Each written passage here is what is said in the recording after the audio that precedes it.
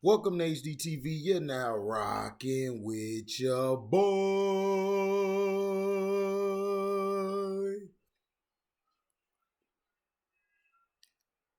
Steelers will definitely have a different general manager this year. Monday Night Football might have a different announcing team as well.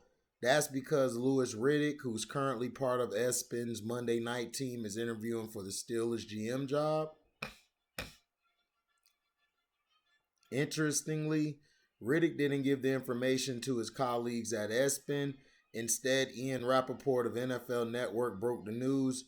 Riddick has some personal experience but hasn't worked in the NFL for almost a decade, last working for the Eagles in 2013, where he had the title of Director of Pro Personnel. Steelers general manager Kevin Colbert will retire after the 2022 NFL Draft. So, shout out to who did it this time, man, for sending me this information. Louis Riddick, he's he's an okay announcer. He breaks the game down. It's the same thing what happened with Mike Mayock. Mike Mayock was in the booth basically doing the NFL draft, talking about who was the top prospects, who wasn't, breaking down who he guessed would be that guy, that diamond in the rough character.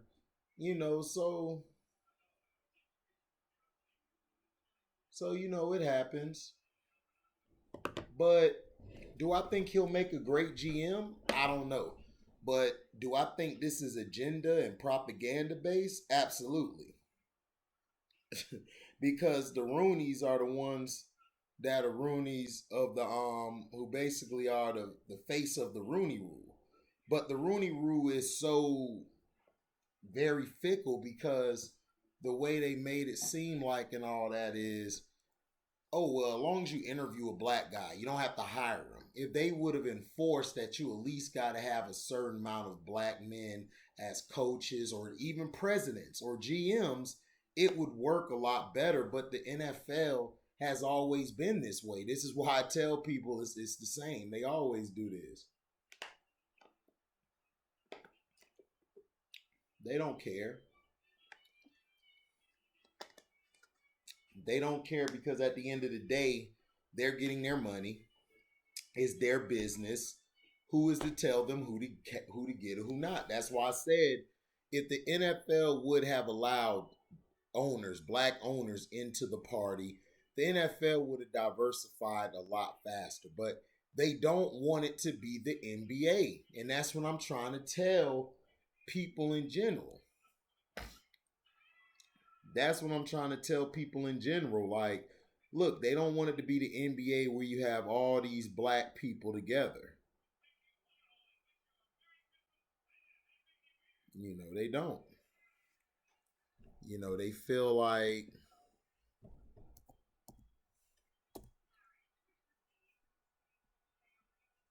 they basically feel like, well, whatever. We're gonna do what we want to do. You know, it is what it is. So me, am I upset at it? Yeah, I'm upset, but the only way things are gonna change is if the fans demand it to change, and the majority are pink folks. So that's not gonna happen. That's just the facts.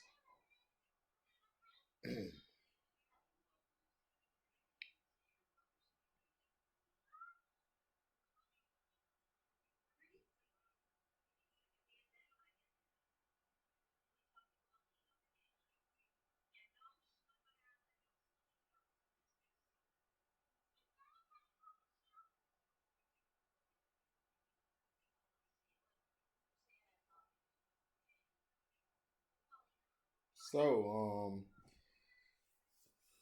Kevin Smith wants to adapt the most ridiculous superhero into a series. You can either love him or hate him. Kevin Smith is one of Hollywood's most notorious faces, while some may simply know him simply as Silent Bob. Smith is so much more than that. As a filmmaker, actor, comedian, comic book writer, shop owner, author, YouTuber, and podcaster, Kevin Smith has been prominent in showbiz for 3 decades. Similarly, he is often the man behind plenty of pop culture quips, including the infamous Benifer nickname coined in the early 2000s for his Hollywood best bud Ben Affleck's steamy relationship with Jennifer Lopez. With the treasure trove of untold Hollywood stories under his belt, the View Oscar-niverse architect recently opened up about an animated series for DC's Plastic Man that he totally forgotten he had developed a few years ago. Speaking on his Fat Man Beyond podcast, Kevin recalled rediscovering his past work on the project. From the details Kevin Smith revealed, it sounds like the DC Extended Universe almost got an animated series starring Plastic Man, the elastic superhero. Reminiscing on writing the series, Smith detailed that he had been sought after by DC to helm the project with the Big Bang Theory's Jim Parsons set to play the titular hero. Speaking more on the unreleased project, Smith said, I was deep diving into one of my laptops looking for an old photo, and I found a script of Plastic Man that I wrote for a Plastic Man cartoon like 2 years ago or something like that. Kevin Smith said, I completely effing forgot about it, and they paid me to write it, and then they didn't do it, and it was with, what's his name from the Big Bang Theory. He was such a good dude, Jim Parsons, what a lovely dude, but he was going to be the voice of Plastic Man. So I looked at the script and I was like, wow, man, they effing paid me to write this and it's never going to happen. DC and Warner Brothers have had a recent comedic push into their franchise lineup. This could be seen in the recent success of James Gunn's Suicide Squad and Peacemaker. Perhaps this opens the door for a superhero like Kevin Smith's Plastic Man, often considered a ridiculous superhero. Perhaps he could have proven lucrative to the studio, especially with the potential casting that would have surely impressed even the geeky Sheldon Cooper. Often dubbed the silliest superhero in DC's lineup, Plastic Man first appeared in DC Comics in the 60s and often appears with Batman or the Justice League. Deriving his powers from the chemical leak, a body-wide mutagenic process transformed his physiology so that he can change his density at will, becoming as dense as a rock or as flexible as a rubber band. While not necessarily considered a leading superhero, with Kevin Smith helming a character like Plastic Man, the possibilities were surely endless. While Kevin Smith didn't get into the details as to why the Plastic Man project was shelved, it's not unusual for the studio to halt a project like this, especially given DC's hardships as they continuously seem to take the franchise in different directions, and no stranger to turn downs. Smith likely takes no personal quarrels with the comic company for never getting back to him. In fact, this isn't even the first time Smith has shared a story like this. Way back in 1990, Kevin Smith wrote a screenplay for a Superman film that never came to fruition. The tantalizing project was set at the time to be helmed by Tim Burton with The Man of Many Faces. Nicolas Cage, slated to play the Man of Steel, even given the name Superman Lives, never saw the light of day.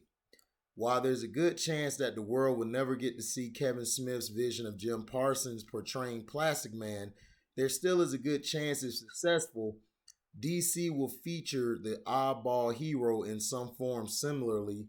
Kevin Smith will likely keep his prominence in the comic world and continue to work on projects whenever called upon. Smith is busy ramping up, for the release of his newest View Askew project, Clerks 3. While he recently announced that the film was being finalized, the film still doesn't have a release date attached. Yeah, man, I can't wait to see this happen. Kevin Smith did a script for Superman that never came out because of the idiots at Warner Brothers. Let me see if I could find it, and I could play it for you guys. because let me see, Kevin Smith, Superman.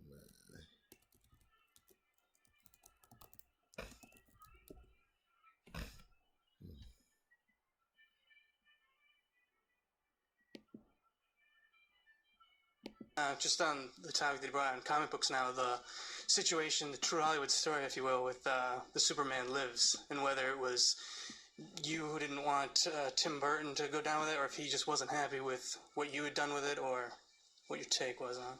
For those of you who don't know, because this is going back a few years now, back in like 96, 97, at one point I was commissioned by Warner Brothers to write a script for a new Superman movie.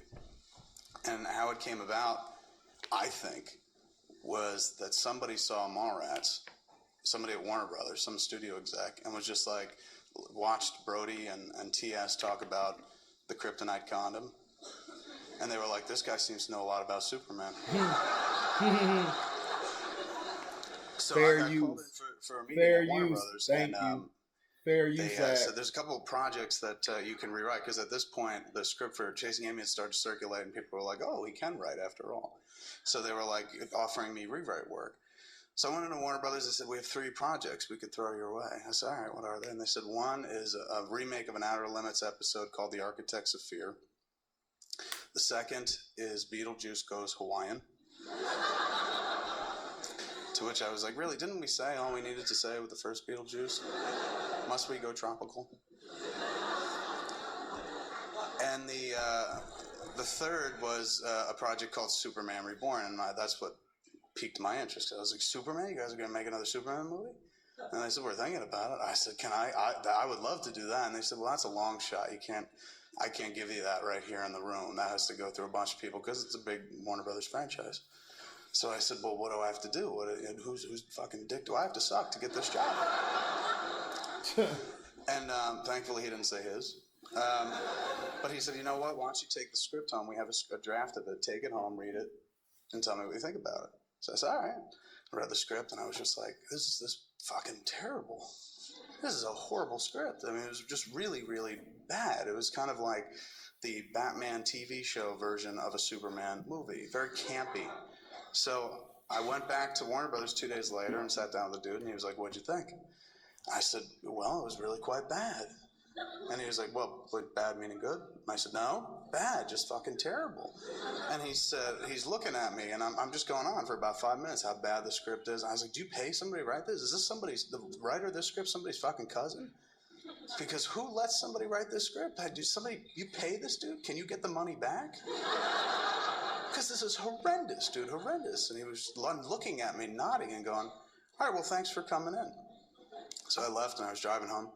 I got home, and I called my friend Walter, who's back in Jersey, and he's a big comic book fan. And I was like, dude, I just went into Warner Brothers and told them their script for Superman sucked. Rebel Jersey represent. Fuck Hollywood. And Walter's like, well, why don't you just offer to write a better version? And I was like, because I hadn't thought of that. I said, fuck. But it didn't matter, because the next day I got a call from my agent, and he was like, hey, they want to see you at Warner Brothers again.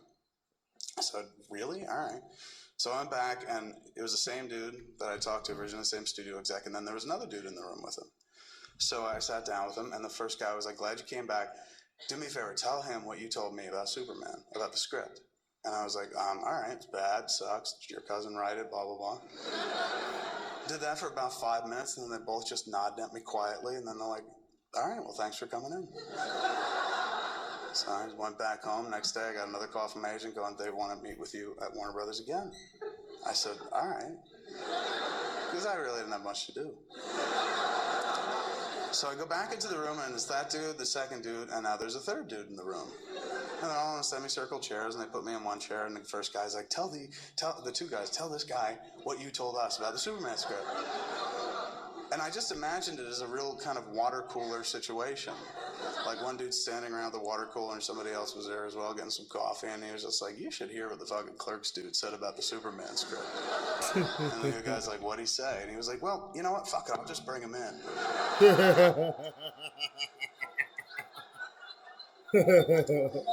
So I told him again, and it went on like that. It went on like that for almost a whole straight week. I would go back, there'd be another person in the room. And I kept saying the same shit over and over. And finally, I got to the guy at the top, who was Lorenzo de Bonaventura.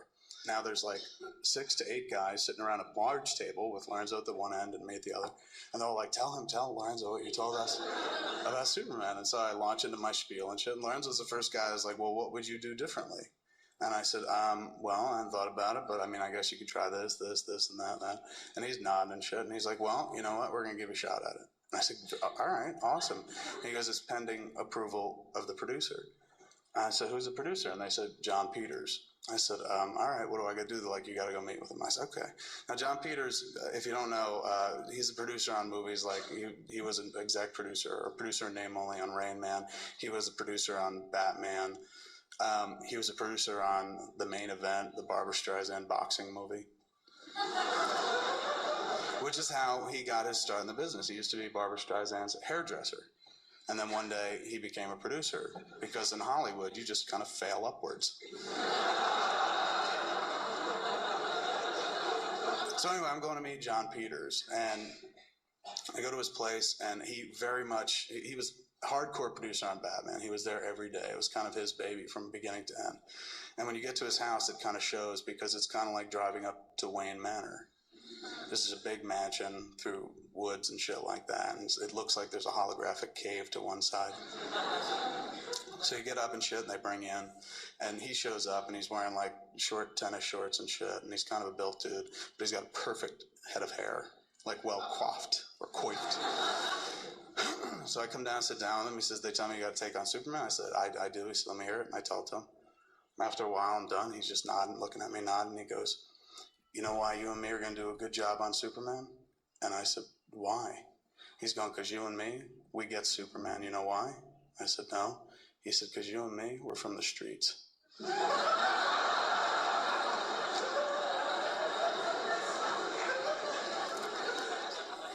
Now, I grew up in suburban New Jersey. Never saw a black man until I was about 28. Like, I'm the farthest thing from the streets there are. You know, I grew up on a street, but not on the streets. And I'm looking at this guy going like, I'm from the suburbs, you're a hairdresser, neither of us are from the street. But I don't want to say that, because fuck it, I want the job. So I said, who would you see playing Superman? And he said, if I had to cast it right now? I said, well, yeah. And he said, Sean Penn. And I was like, Spicoli? Because it was an interesting choice. And he's like, yeah, did you see Dead Man Walking? Because that was out at the time. And I said, yeah. And he's going, well, look in his eyes in that movie. He's got the eyes of a violent, caged animal, of a fucking killer. And I was like, dude, it's Superman. Right.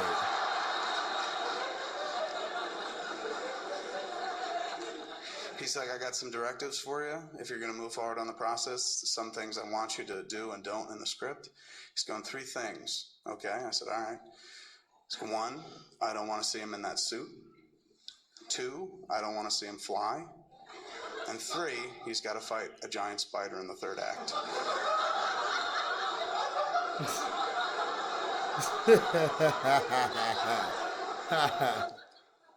And I'm like, let's go back to 1. When you say you don't want him in the suit, and he's like, don't want to see him in it. Don't want it. Looks too faggy, he goes. And I was just like, no fags on the street, I take it. Well, I don't say that because I want the fucking job. So he said, flying, I don't want to see him fly. I said, well, that's kind of the suit, and flying defines Superman. I said, don't want to see it, don't want to see him fly. No scenes where he's flying around carrying people, horseshit. I said, all right, no flying. I said, but the giant spider intrigues me.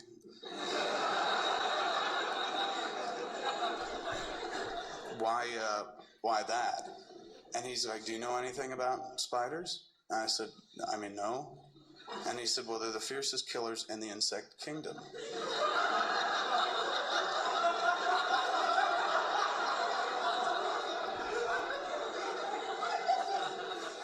And I was like, what does that have to do with our non-flying Superman?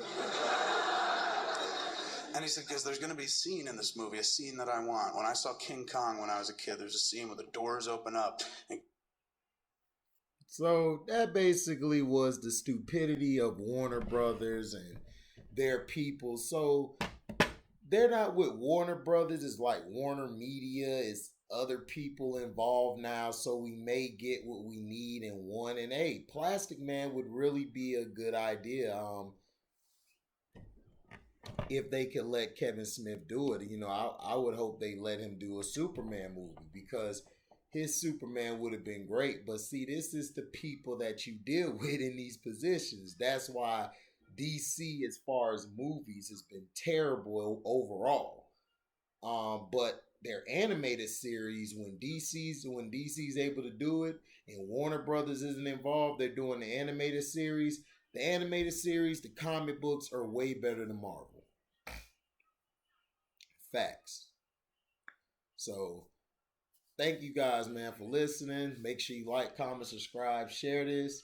Hit the notification bell to select all to receive upcoming notifications.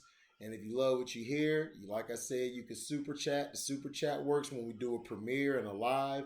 And you can also go to the description box, hit my Cash App up. You could donate $1. You could donate $1 million. Whatever you're willing to give, we accept. Thank you for listening, and we out. Deezy.